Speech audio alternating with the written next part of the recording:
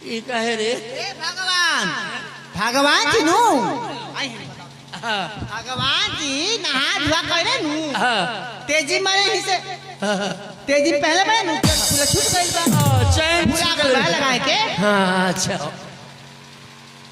अब ना देखो अरे नगद रूप बदला तारा शंकर जी रे बोल चश्मा न रलाव के बुझा आंख बनवा के बड़े लहान साधारण मनुष्य मैं विधाता हूँ मैं अपने लिए कुछ भी उत्पन्न कर सकता हूँ और तुम्हारा घर का जो लाइट लगा है ना डायरेक्ट आंखों में लग रहा है इसीलिए काला चश्मा लगा रहा हूँ।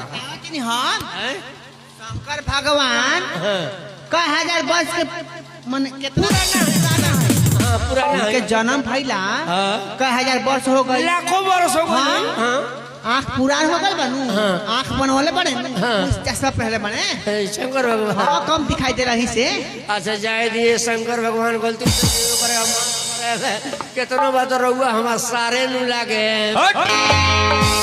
मूर्ख मनुष्य हम कह के शराब देम का मैं तुम्हारा सार नहीं लगूंगा।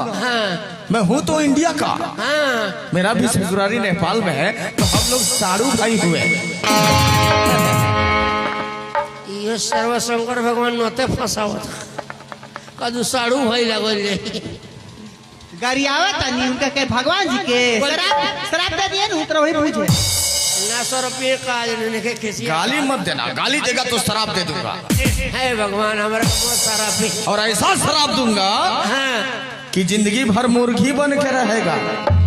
मुर्गी हाँ बाबा हमारा का मुर्गी जन बनाई क्यों हमारा गांव में मुर्गा ढेर बड़ा सो हमारा से रोज रोज अंडा ना पर आई है शंकर भगवान। तो ठीक है तुम्हें एक ही शर्त में माफी मिल सकती है। मैं बहुत दूर से चल के आया हूँ कैलाश पर्वत से।